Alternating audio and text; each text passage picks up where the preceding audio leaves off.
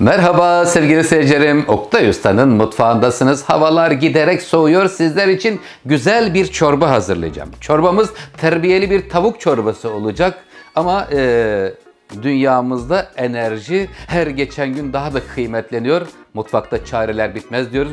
Düdüklü tencerede çok kısa sürede tavuk butlarını pişirmiş olacağız efendim. Düdüklü tencere bundan sonra mutfağımızda çok daha sıklıkla kullanacağımız bir ürün olacak inşallah. Efendim çorbamızda neler var? Hemen malzemelerini paylaşayım. Ondan sonra da düdüklü tencerede pişirmeye geçeceğim. 2 tane tavuk buta ihtiyacımız var. Derili, kemikli, o yağı ve kemiğin suyu ile birlikte güzel olacak inşallah. Sonrasında tavuk butunu ve suyunu lezzetlendirmemiz lazım. Lezzetlendirebilmek için de maydanozun sapları, 2 tane soğan, 2 defne yaprağı, 1 tane küçük havuç, 1 tatlı kaşığı tane karabiber, böyle güzel baharatlarla lezzetlenmiş olacak. Sonra içinde sadece 2 kaşıktan oluşan tel şehriye, tereyağı, pul biber, istersen kekik, nane koyabilirsiniz. Limonlu, ekşili, yoğurt ve unlu bir terbiye yapıyoruz. Hazır mısınız? Şimdi sıra geliyor, düdüklü tencereye geçiyoruz. Bismillahirrahmanirrahim.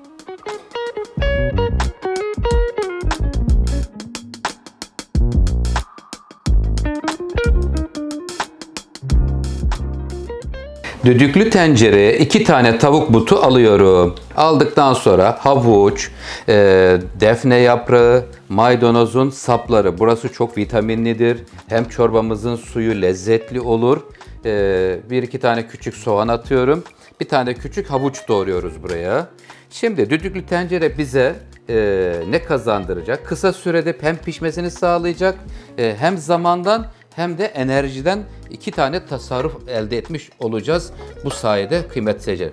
Buraya hemen tane karabiber. Tane karabiber istiyorsanız koyabilirsiniz, istiyorsanız koymayabilirsiniz ama güzel olur, lezzet katar. Bismillahirrahmanirrahim. Ocağımızın ateşini yakıyorum. Üzerine suyunu döküyorum. Kaynamaya başladıktan sonra 15 ile 20 dakika arasında tavuk butlar derisinden, kemiğinden lime lime ayrılırlar. Çorbada da öyle olmalı. Sert olmaması gerekiyor. Tüm detaylarıyla sizler için güzel bir terbiyeli tavuk çorbası tarifi paylaşıyorum. Suyunu dök.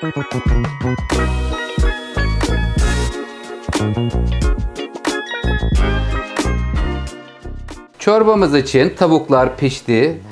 Hem zamandan tasarruf ediyoruz hem enerjiden tasarruf etmiş oluyoruz. Kıymetli seyircilerim, hızlı pişiriyor.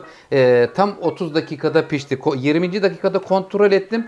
Biraz daha sertlik vardı. Ama şöyle tam lokum gibi olmasını istediğim için şu güzelliğe bakın. Subhanallah. Görüyor musunuz? Pırıl pırıl bir tavuk but pişirdim çorba için. Gelir misin canım? Şimdi buradaki suyu da çok lezzetli ve sağlıklı aynı zamanda. Sebzeleriyle birlikte pişen bir tavuk but bölümü. Göğüs sevenler göğüs de koyabilirsiniz.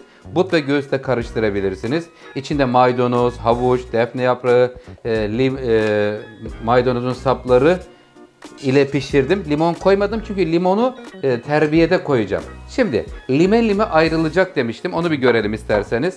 Canım ayrılır mısın? Bakın şöyle tutuyoruz ve çekiyorum. Gelirse lokum gibi olmuş demektir. Bakın geldi. Diğeri de gelsin. İşte bu şekilde piştiği vakit kıymetli seyircilerim tam çorbanın için orijinal bir hale gelmiş oluyor. Derisini, kemiğini ayıklıyorum.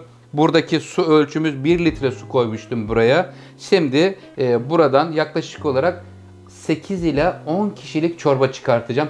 Tüm detaylarıyla birlikte inşallah Oktay Usta'dan efendim terbiyeli bir tavuk çorbası. Biraz da şehriye koyacağım. Çok da güzel olacak.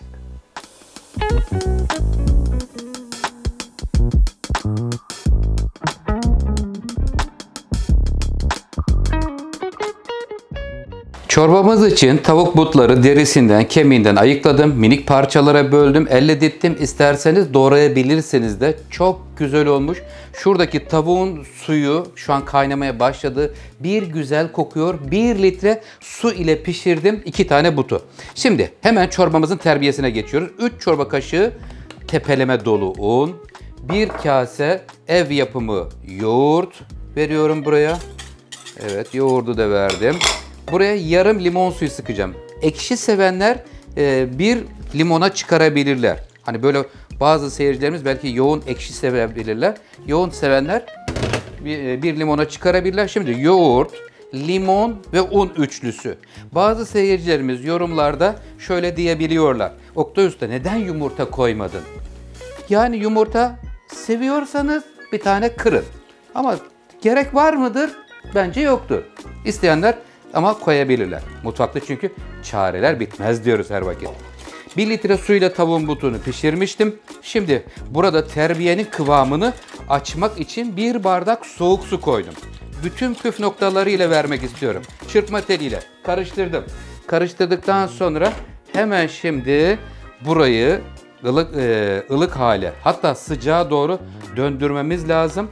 Eğer bu yöntemi yapmadığımız takdirde çorbamız kesilir.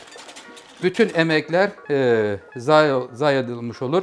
Ondan dolayı Allah korusun tüm detaylarıyla inşallah sizlerle paylaşmaya çalışıyorum. 1 litre burası 5 bardaktı. Toplam 3 daha geldi şimdi buraya. Genel olarak toplamda ne kadar su koydun Oktay Usta derseniz 9 su bardağı. Evet 9 su bardağı suyumuz şu anda çorbamızda. Bismillahirrahmanirrahim. Kaynamakta olan çorbanın suyuna terbiyeyi döküyorum. Çırpma teliyle bir yandan da sürekli karıştırmamız gerekiyor kıymetli seyircilerim. Çok vitaminli ve sağlıklı bir çorba hazırlıyorum sizler için. Kıvamı açıldı mı? Açıldın mı canım? Sevgiyle açıldı. Hiç bekleme aşçım diyor ve hemen buraya bakın kıvamı görüyor musunuz? Subhanallah. Bir güzel oldu. Tavuk etlerini ilave ediyorum. Tuzunu ayarlayacağız. Tereyağı ve üzerine pul biber. Oktay Usta tel şehriyi unuttun diyen seyircilerim var. Efendim tel şehriyi unutmadım. Kaynamaya başlıyor. Tuzunu atıyorum. Kıvamı ortaya çıkınca sadece 2 çorba kaşığı tel şehriyi atıyorum.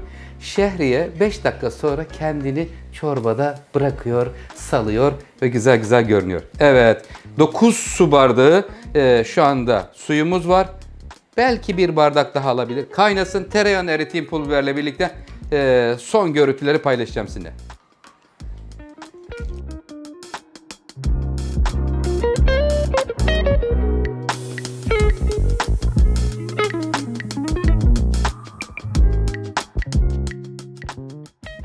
Dumanı tüten çorbamız servise hazırdır. İçenlere şifa olsun diyoruz. Çünkü son derece sağlıklı ve lezzetli, hızlı pişirilmiş, düdüklü tencerede pişirilmiş güzel bir çorba oldu inşallah sizler için. Kıymetli seyircilerim. Üzerine pul biber veriyorum.